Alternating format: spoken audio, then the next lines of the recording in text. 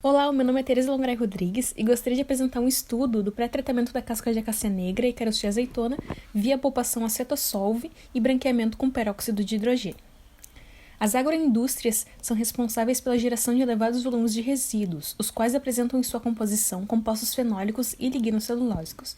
Os compostos lignocelulósicos, por sua vez, são dados por lignina, hemicelulose e celulose.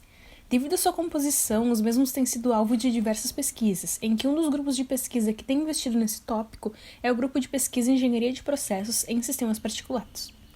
Considerando a sua composição, esses resíduos têm sido amplamente empregados, como por exemplo na produção de açúcares via hidrólise enzimática, desenvolvimento de materiais adsorventes, acetilação de compostos lignocelulósicos, extração de compostos fenólicos, produção de bioetanol e geração de energia via gaseificação.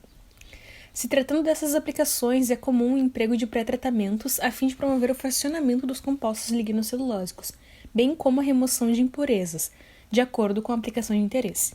Considerando o emprego desses resíduos como fonte de compostos lignocelulósicos, geralmente procura-se por metodologias que promovam uma redução no teor de hemicelulose e lignina.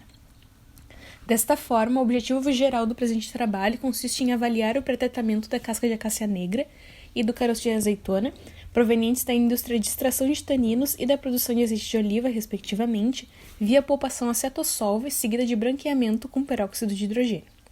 A metodologia empregada foi a seguinte: inicialmente realizou-se a moagem e peneiramento do material, selecionando-se a fração composta por partículas de diâmetro inferior a 0,375 mm. Após, realizou-se a remoção dos extrativos dos materiais por meio da extração Soxhlet. Na sequência, realizou-se a deslignificação através da metodologia acetossolve seguida de branqueamento com peróxido de hidrogênio. A caracterização dos materiais obtidos foi realizada via análise termogravimétrica. Em relação aos resultados, observou-se o seguinte: inicialmente houve uma perda de massa abaixo de 100 graus Celsius com teor entre 5% e 8%, a qual foi atribuída a perda de umidade. Na faixa de 200 a 400 graus Celsius, observou-se uma perda de massa correspondente a aproximadamente 60% em todas as amostras, sendo esta associada à degradação de compostos lignocelulósicos, tais como hemicelulose, lignina e celulose. Foi possível perceber a presença de um pico em aproximadamente 300 graus Celsius, o qual foi observado apenas nas amostras antes do pré-tratamento, o qual, de acordo com a literatura, está diretamente relacionado à despolimerização da hemicelulose. Em cerca de 350 graus Celsius, observou-se um pico, o qual pode ser associado aos compostos lignocelulósicos, celulose e lignina, os quais, conforme relatado por Cunha 2020, podem ter se sobreposto, resultando no único pico ilustrado pela figura 2. As perdas de massa entre 300 e 400 graus Celsius indicam uma remoção de hemicelulose e lignina devido ao emprego do pré-tratamento.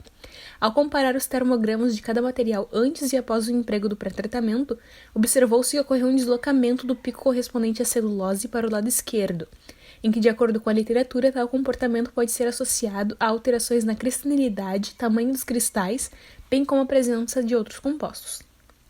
Na região acima de 450 graus Celsius, conforme ilustrado pela tabela 2, após a análise termogravimétrica, as amostras apresentaram uma massa residual, a qual, de acordo com Mello, pode estar relacionada à taxa de aquecimento empregada, bem como a presença de compostos extrativos não removidos na etapa em que deveriam ter sido removidos.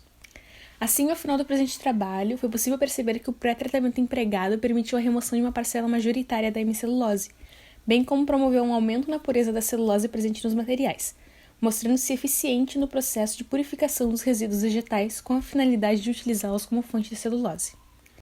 Essas são as nossas referências e muito obrigado. Caso tenha alguma dúvida, entre em contato através dos e-mails abaixo.